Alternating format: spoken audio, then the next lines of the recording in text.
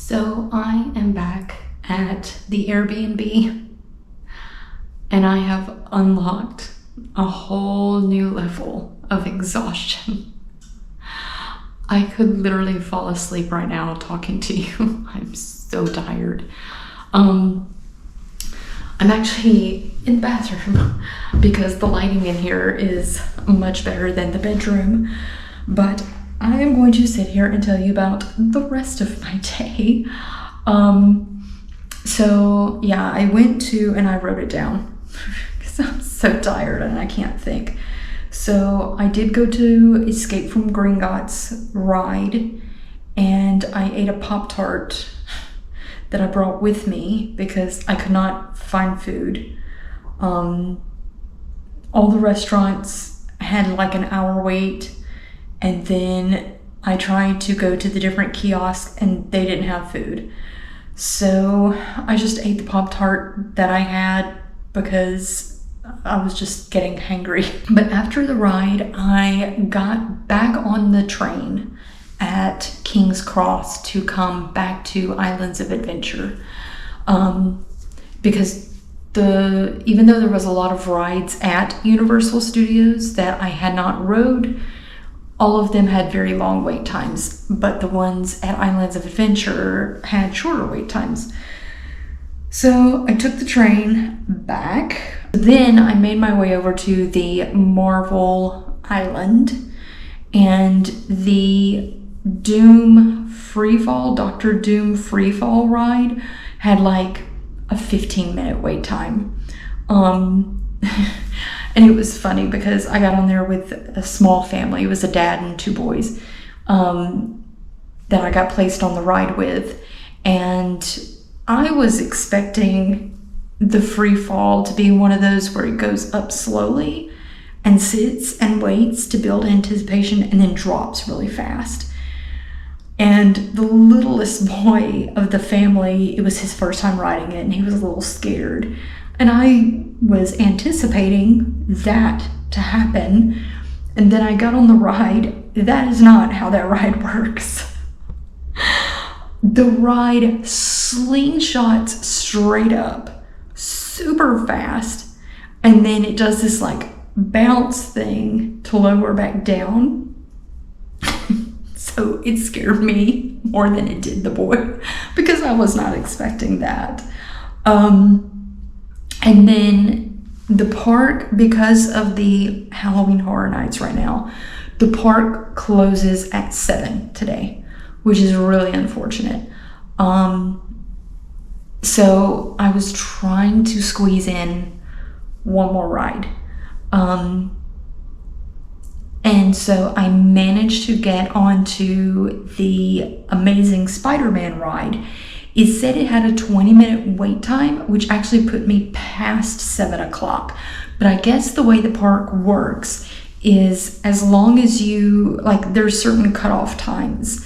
And since it was a short wait time, they were like, just go ahead and get people on the ride. So I was able to squeeze in the Amazing Spider-Man. One thing I do want to say about that ride. Now, I was sitting on a row with two other women that were roughly about the same size as me. So we all had the bar like sitting down right against our legs. And the ride was very aggressive. It was very jerky, and I was actually kind of almost sliding into the seat next to me because it was empty. It was just me and two other women and 4 people sit. And I was kind of sliding into the seat next to me.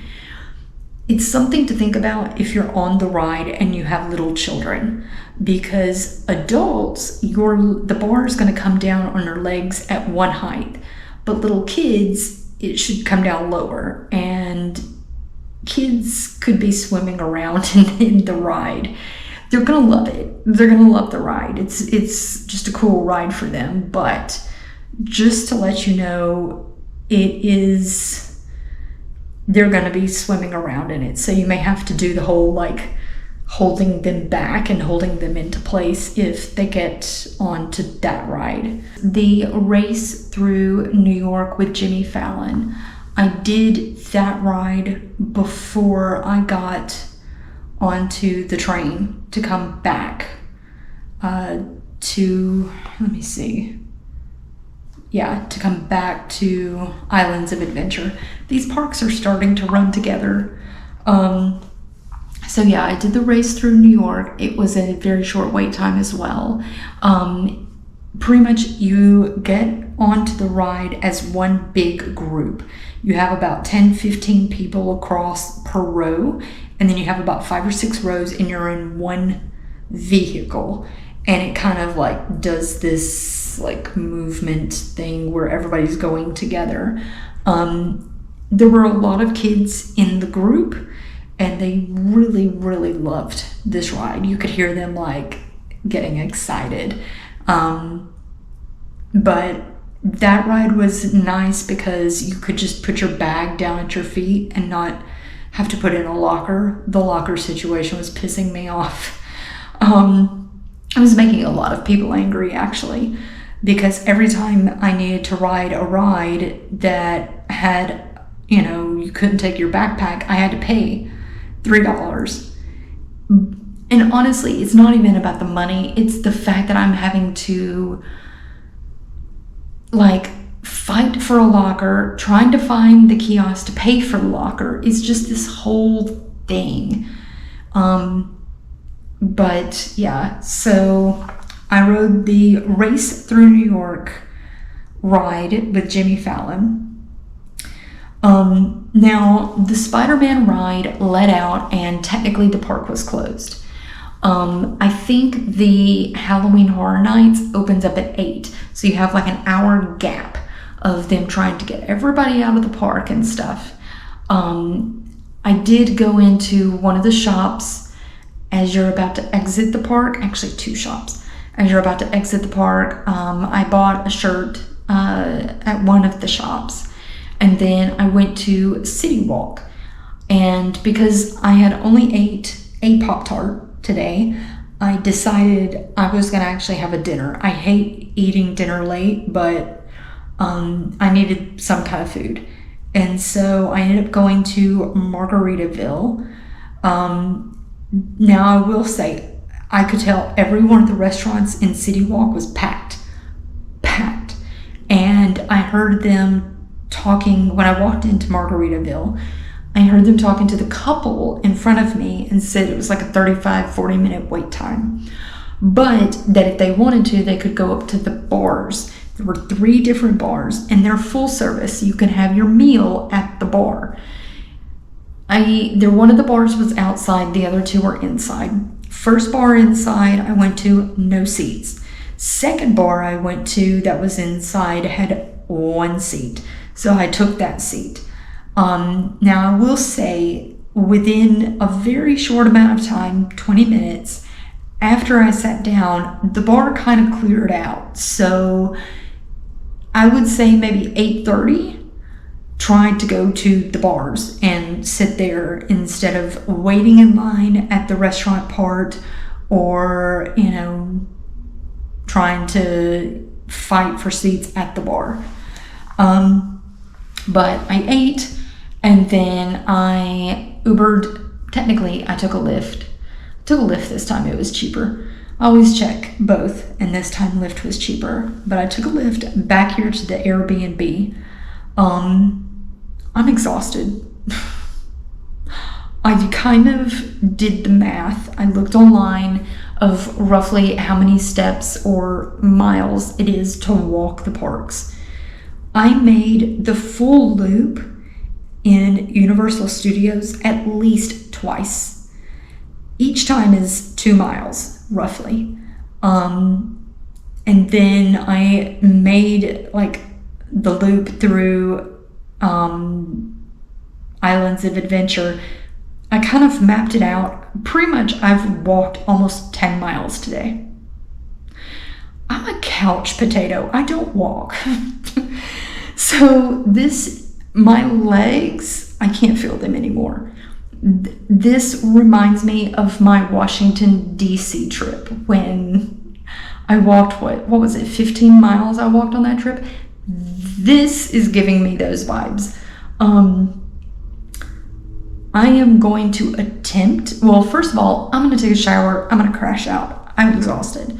I'm going to attempt to get up early again tomorrow. If I set the alarm and I try to get up and it's not happening, honestly, I kind of don't care. I have 2 more full days where I can hit up both of those same parks and hit whatever I missed. So I'm not too worried about it. I'm just so tired.